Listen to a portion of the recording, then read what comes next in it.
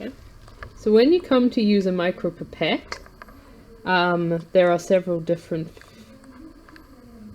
levels of pressure. So if I push down, and that's where I hit the first resistance, so this micropipette has been set to 35 microliters, and at this point when I hit the click, that is the 35 microliters. So I pushed it down, and now I'm going to put it into my sample.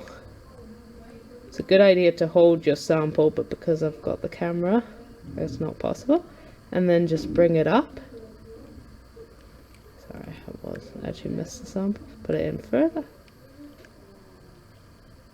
Slowly and gently bring it up.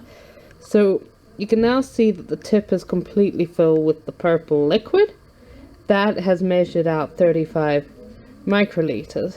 So I'm just going to push it down, back to that first resistant clip. And you can see there is a little bit of this blue liquid left in the pipette tip.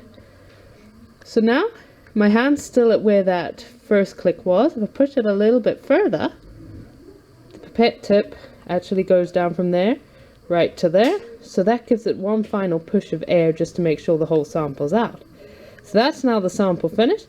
And to remove the tip, so it's a good idea to do this over a bin, but I'm just going to do it on the counter. Just press the release button and your tip will fall off, and then you're ready to put on a new tip for the fresh sample.